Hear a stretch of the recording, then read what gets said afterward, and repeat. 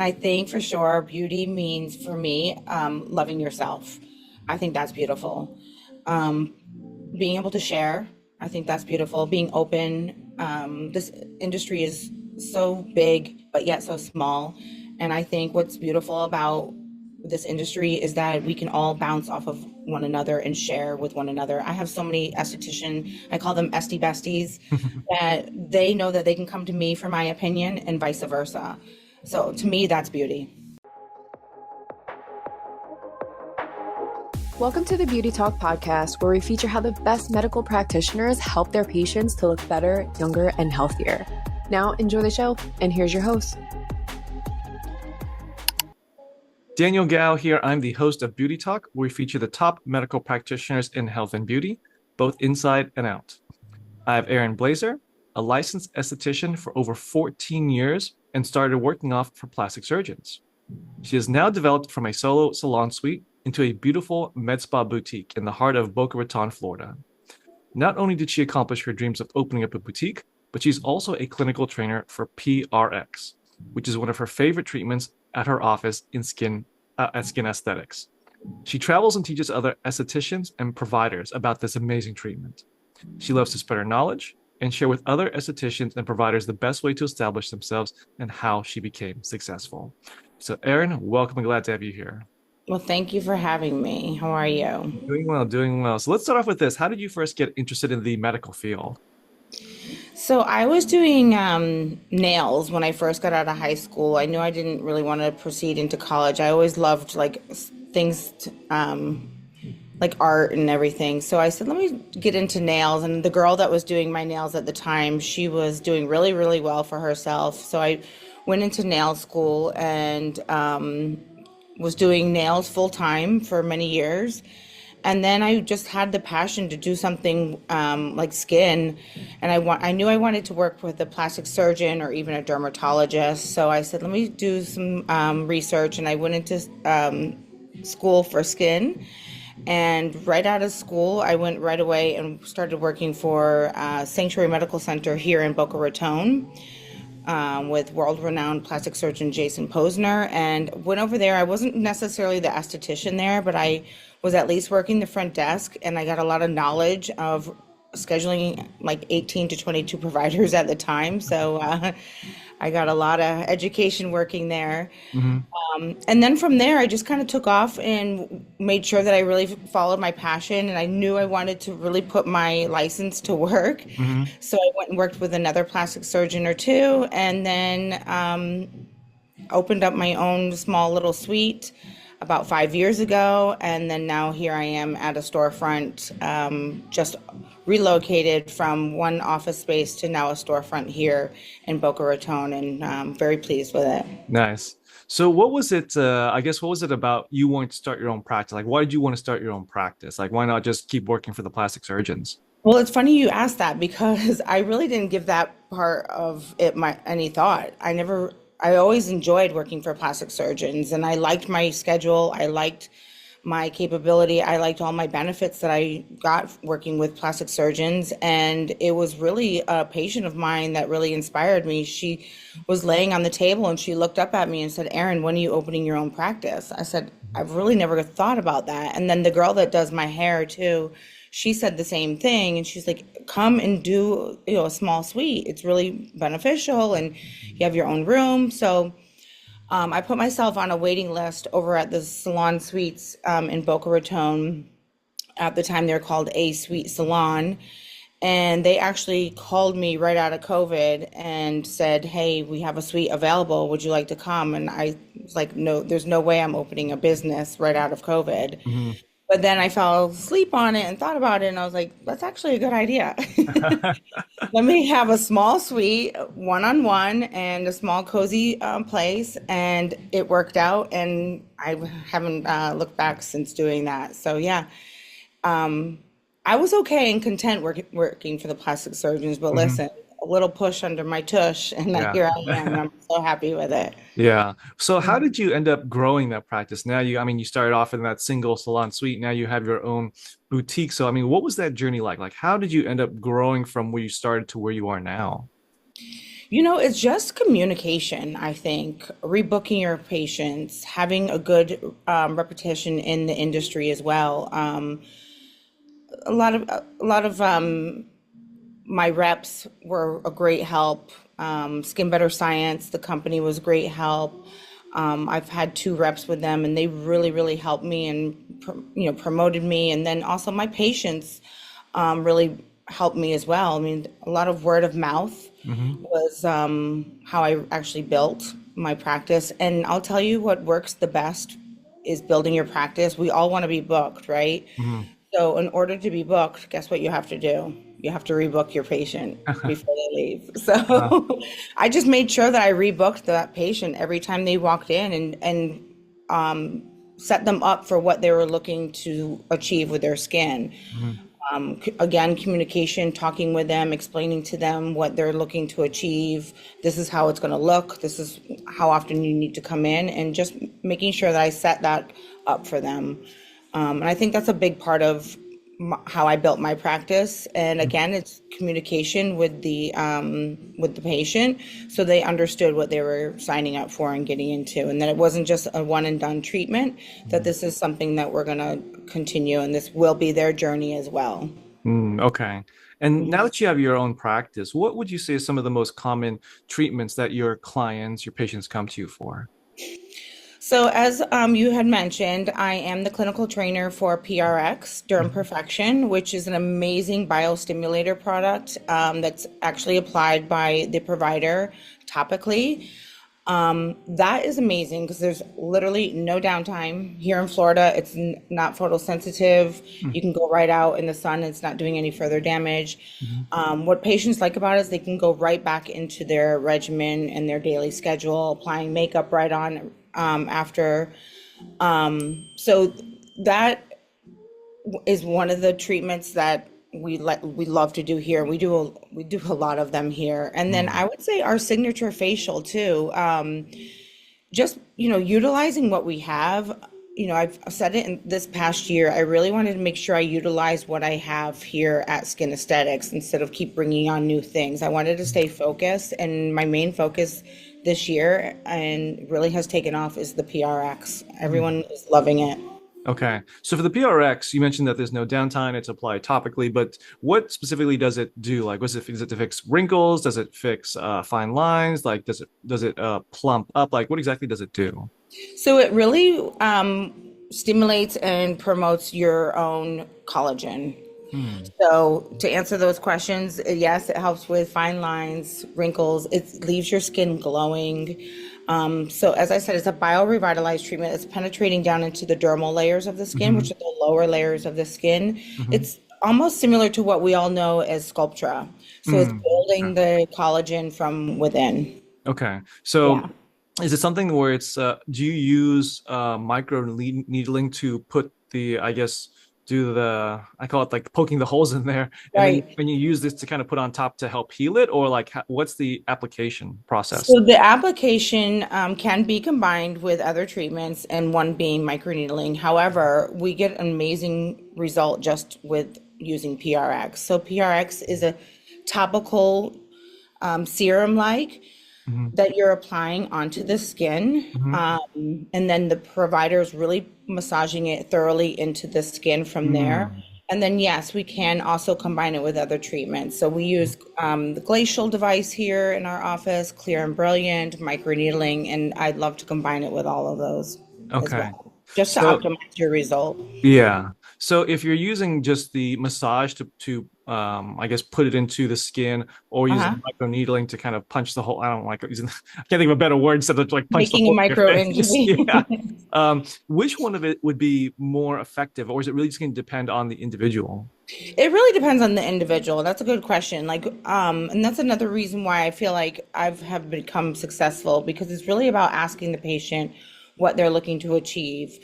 And a lot of this is, nowadays our patients all are familiar with the aesthetic industry. However, there's some patients out there that just don't know it, and we have to explain that to them. This is something that we as estheticians and providers do every day, all day, but that doesn't mean that your patient understands that. So just make sure that you're really breaking it down and explaining that to them. So to answer your question, PRX is great by itself, but yes, you could use it with other things. So asking the patient, what are we looking to achieve? If they're looking to achieve, they have a lot of glycation going on or deep wrinkles, then I would probably talk to them about pairing it up with some microneedling. Okay. And you did also mention the signature facial. What exactly is that? So my signature facial, I kind of created many years ago. It involves a deep cleanse. I like to do a dermaplaning if the skin needs some exfoliation. I use some exfoliation beads. I'll use a light peel if needed, high frequency, ultrasonic micro. I also do LED lights if needed. So I just kind of customize it according to what they're trying to achieve or what I see even as the provider. Hmm. Patient can come in and say, hey, I just want a signature facial, but that's me being the provider and the professional saying, hey, Mrs. Smith, you also could benefit from maybe a light peel, or I see you have some pigment issues going on, so let's use a Tyrose inhibitor. So just kind of customizing it according to what we see with the patient's skin. So it's like chef's choice. Yes, yes, I'm playing cocktail bartender back here. Okay, got it. Yeah. Now, with the facial, what's I guess kind of the end goal with the facial? Is it kind of just very dependent, like you mentioned, like if they have lines, if they have wrinkles, if they just want to have a more of a glow? Is it really kind of customized to what they want? Yeah, I've just learned to just kind of customize it to what I see as a provider and also what they're looking to achieve. Mhm. But they can definitely expect to have a result just even after one. They're going to definitely walk out of here feeling nice and hydrated and really clean. The signature facial includes a deep cleanse, extractions if needed. So we just kind of customize accordingly. And then I've trained my team to do the same. So they're well known in the signature facial as well, and they're understanding it and know how to customize it to the patient that they may have. Got it. Okay. Now, I'm also curious, and I'm sure you get a lot of clients coming in who have certain misconceptions or believe certain myths about kind of the common treatments that a med spa provides or even that you provide. What would you say is some of those common misconceptions that you hear most often? I think it's just, again, it goes back to communication with the patient and being very thorough in your explanation. You know, I had a patient the other day just ask me, what is an IPL? So, or excuse me, a BBL. Mm, And I said, gosh, BBL has been around for a long time. It's broadband light, right? So that's a laser, but there's so many of those out there. So BBL really just means the technology of the laser. That's mhm, not the laser name. So mhm, that's where I come in, and me being in the industry and knowing that, that's where I need to educate the patient and explain that to them that BBL is the technology. mhm. And then, yes, it is a laser, but the technology is, what's achieving the result. So it's just being in the now too. Like I have to make sure I educate myself and stay up to what's the latest and greatest coming out, because then they'll come in and say, "Oh, Erin, what's this?" And I don't know what it is. So Yeah. I think just being, like I said, being upfront and communicating with the patient, explaining to them exactly what the treatment is going to entail.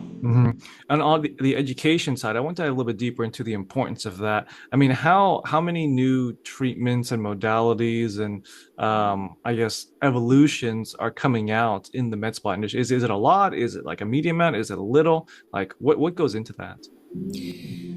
There's always things coming out, which is good, but then it's also can be, as a provider, it can be a little overwhelming and scary, especially for new estheticians or new providers. Like it can be a little scary because it's, again, it comes back to like you almost feel like it's overwhelming, and it's like, where am I going? Which one do I choose? And it can get Hmm. a little crazy. So yeah, I mean, there's a lot of options out there, but I think it just got to stay focused and what really works for you and what really works for your patient. So that's where Okay. I have become in the last year. I'm just trying to stay focused and utilize exactly what I have already. Hmm. So if you were going to give advice to a new provider with all these different options out there, it kind of sounds like you would recommend that they start with something that they're comfortable with, that they're familiar with, become really good in that one before they start looking at adding just 50 different services just to have this big Yeah. menu? Yeah, make sure you can afford it, one. Hmm. Make sure you have the overhead profit to, bring it in and have that payment. A lot of these devices and machines have such a high payment.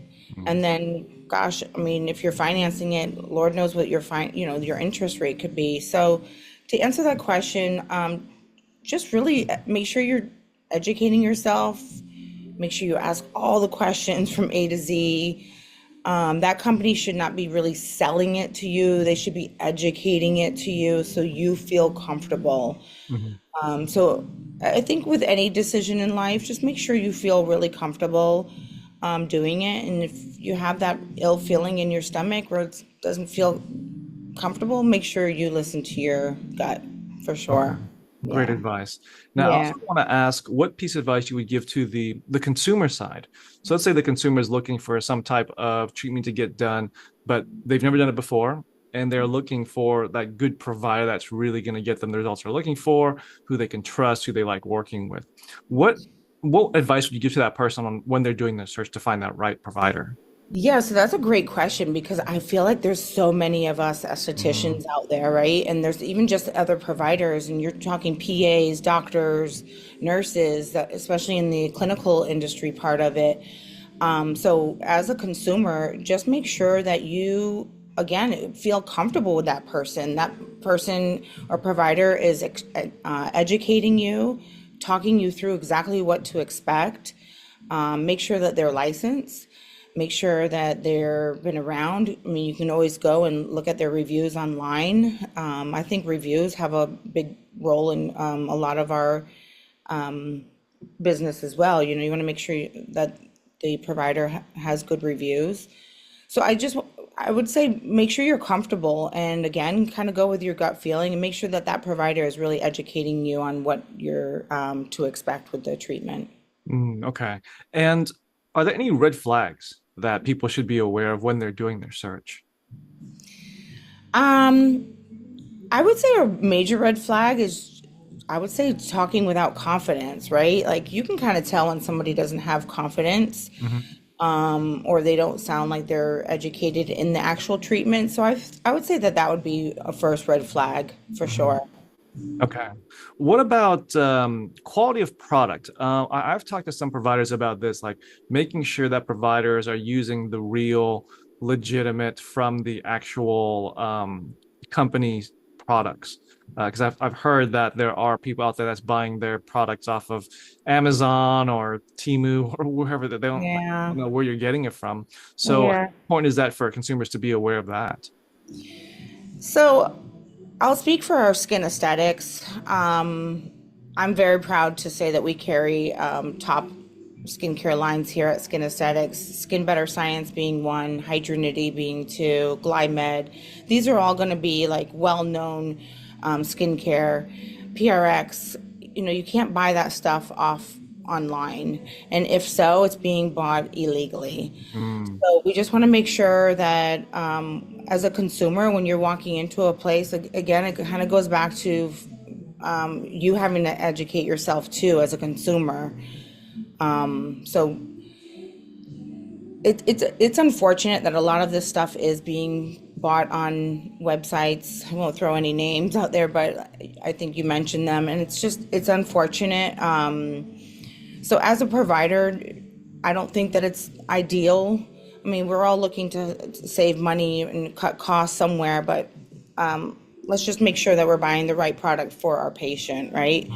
Mm. And then far as the consumer, same thing, just educate yourself and know what you're putting on your face and where is that provider getting it from ultimately. You can even ask. I mean, I wouldn't feel any type of way if a patient asked me where do I buy my products. Mhm.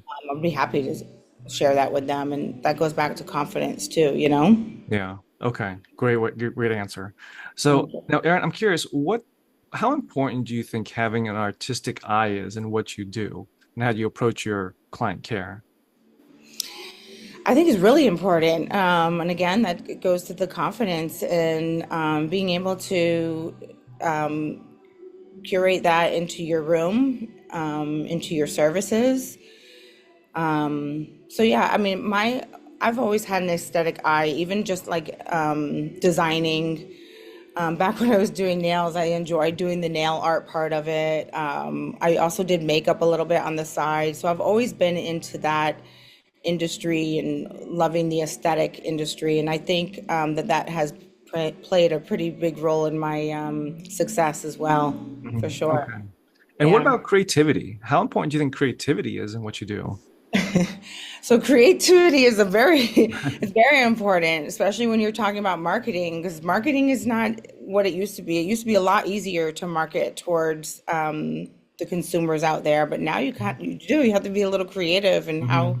you're going to stand above or be different from the next provider. So Hmm. it's very important, I would say, for sure. Okay. Now, Erin, I'm curious, do you have a story that you'd be able to share of maybe, I mean, you've been practiced for 5 years now and have a very wide experience in the plastic surgery side as well, working in that world. Is there maybe a case that comes to mind, either a memorable one or a challenging one of someone that came in, they were struggling with some type of issue and how you were able to get them a great outcome in the end? Yeah, so I just recently, this last year and a half, I had a patient with severe psoriasis. Mm. And I did a virtual consult with her on the phone, and she explained to me how long she's been suffering with psoriasis, and unfortunately, it was all around her hairline. Mm. And so I got her started on products first. I mean, I hadn't even met her. We just communicated via Zoom. I got her started on products first for about 3 months before I even met her and brought her into the office. And then once I got her skin controlled and her skin happy and her happy, then we invited her in and we performed the PRX treatment. And she's so happy with her skin. She has flare up here and there, but she's definitely a happy patient and she's coming back. She also loves the glacial device too. The glacial device is a cryotherapy treatment that's going to help with inflammation of the skin, and this will help psoriasis as well. So I kind of going back to the combination treatments, right? So I combined the PRX with the glacial for her, and also the products, and she's happy. So that helps, like that uplifts me myself. That Yeah. helps create my creativity as well, right? So Yeah. I that's the part of my job I love. Yeah. It's not always a cookie cutter or very straightforward. No, Something it's you really got to not. think through Yeah. and okay, Yeah. how do I resolve this? And just it goes back to even being honest. Like I wouldn't say that I was nervous, but I was nervous for her, Mm. that because her psoriasis was a lot, it was very broken out. So I was nervous for her and kind of seeing, I hope she follows through and uses these products. I wanted to make sure that she got the optimal result and made sure she was compliant with the products too. Okay. That's Yeah. a great, fantastic story. I mean, because I Yeah. think that's something that people don't realize is in the aesthetic space, it's not always about just maximizing your beauty. It's not just about vanity. It's just about trying to get back to feeling normal or just Yeah. getting your confidence back. And Yeah. a It's lot of people true. just miss that in the aesthetics industry. Yeah, skin plays a big role in our confidence. Like there's patients out there with acne and has, severe acne and inflammation, and that can make you feel yucky about yourself, Mhm. It's like Yeah. not happy. Like even makeup. I had surgery a couple months back. Actually, it's been a year now. I had my implants taken out, and during the next day when I woke up from um, you know, the first night, I got up and placed makeup on just to lay home in bed. Why? Because Mhm. that makes me feel good. So I think it Mhm. just goes back to making sure that we all feel good about ourselves, Yeah. you know, Yeah. being kind to ourselves too. Of course. Yeah, that's really what it's about in aesthetics. It's Yeah, not about trying to feel better than everyone else. It's just you want to feel good about yourself. correct. Yep. Yeah. Okay. Now, Erin, where do you think the future of aesthetics is going?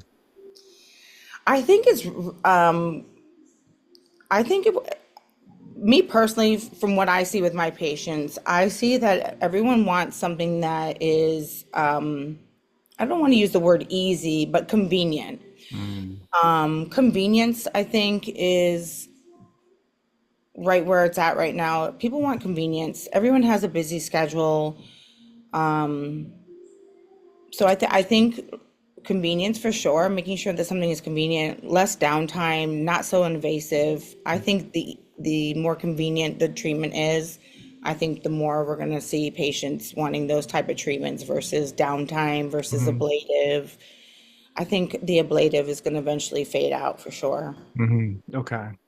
And for your practice, skin aesthetics, what's your vision for your practice? So we just opened last week in our new Oh, location, and wow. Okay. my vision, yeah, my vision for sure is I just want everyone to feel welcome for one, right? Hmm. Come and touch the products, come shop. Our wall, a retail wall is beautiful, it's inviting. And also, I also have an open floor concept. We have partition walls that don't go all the way up. So I can hear what everyone is doing and the patients can hear, all of us share what we're all doing in the Hmm. aesthetic world. And just being out and about, friends, people that you bump into, nobody really hides what they've had done anymore. Everybody's very sharing. Hmm. So that's how I created my space here, is that we're all going to come in, we're all going to share happiness and what works for us in our with our skin. So yeah, just being happy into my office, welcoming for sure, and sharing with one another what works best for ourselves. Hmm. That's a very unique vision. Yeah, thank you. Because I think I most just wanted, people, oh, yeah, go ahead. I didn't mean to cut you off. I just wanted like that open floor concept type thing. I wanted the patients all to be able to communicate and talk with each other.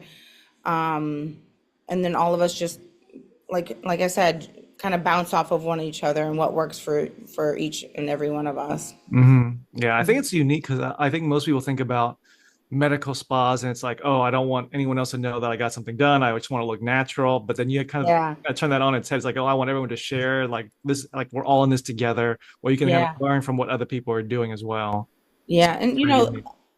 I call myself a med spa, but on my windows, and I'm trying to start using the word aesthetic practice, Mm. or skincare practice versus Mhm. med spa. Med spa to me is where you have back where like kind of where I came from. I was working with a plastic surgeon, and then we also had estheticians as well. So Mhm. to me, that's what I picture as a med spa. Mhm. But here at Skin Aesthetics, I call it a skincare boutique.